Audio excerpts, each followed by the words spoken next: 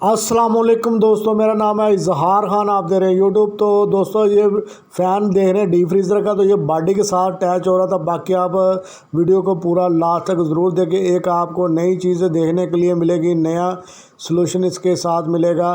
तो इसमें दोस्तों प्रॉब्लम क्या आ रही थी कि ये जो ना डीप फ्रीज़र कूलिंग नहीं कर रहा था, कंप्रेसर इसका ट्रिप हो जाता था। दोस्तों कंप्रेसर जो ना ट्रिप कर जाता था, तो मेन वजह यही थी कि फ़ैन जो ना साथ जाके लगा हुआ था। तो ये दे रहे इस प्लेट जो ना ऊपर को उठी हुई थी, जिसकी वजह से फ़ैन ब्लेड जो होगा ना बॉडी के साथ जाकर अटैच हो गए। तो इसको हमने थोड़ा बहुत हैमर के साथ बिठाने की कोशिश की है, और लकड़ का भी या कोई भी चैनल लेके आप इसको पाइप के से बिठा सकते हैं, लेकिन इतना ज़रा बैठा नहीं, पूरी स्पेस कवर नहीं हो पाती। उसके लिए ये यहाँ तो ये है कि सारा बाहर निकले फिर जाके सीधा हो, लेकिन इस तरह करने से गैस वगैरह सारी ज़ाया हो जाएगी और सारा कुछ निकाल के फिर जो आके ना प्लेट सीधी होगी। लेकिन एक और भी हाल है कि हम फ़ैन को थोड़ा सा अपनी तरफ खींच लेंगे तो वो दीवार के साथ गैप आ जाएगा। ये वजह इसमें प्रॉब्लम आ रही थी।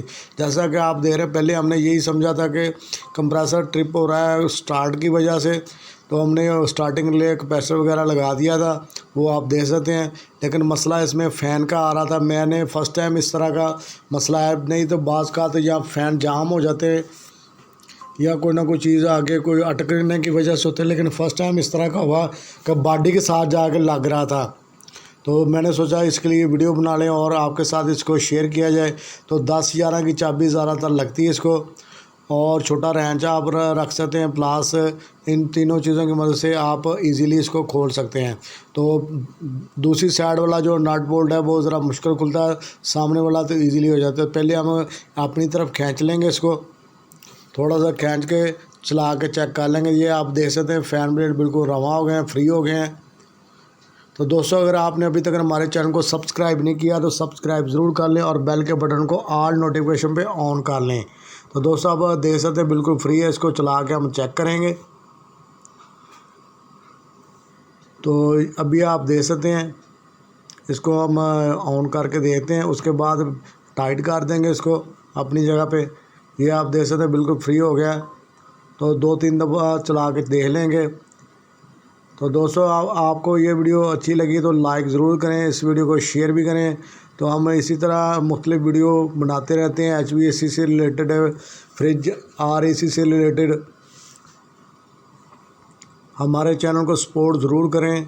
तो इसको हम अब टाइट कर देंगे। चला के हमने चेक कर लिया, इसको ऑयल वगैरह भी दे दिया, और फ़ैन के साथ अक्सर शाफ्ट पे जो है ना धागे बाल वगैरह आ जाते हैं, उसको भी साफ़ कर दिया है।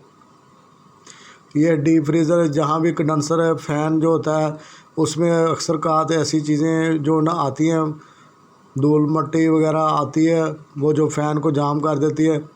तो ये फ़र्स्ट टाइम इस तरह का हुआ कि इस तरह की प्रॉब्लम आई है। तो दोस्तों उम्मीद करेंगे ये वीडियो आपको पसंद आएगी। पसंद आए तो लाइक ज़रूर करें, शेयर भी करें।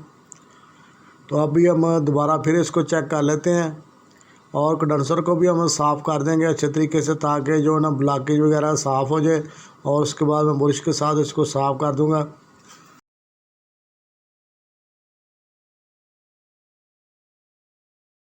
से अब दोबारा हमने चला के इसको दे लिया है। तो दोस्तों मिलेंगे नेक्स्ट वीडियो में, तब तक के लिए अल्लाह हाफिज़ दोस्तों।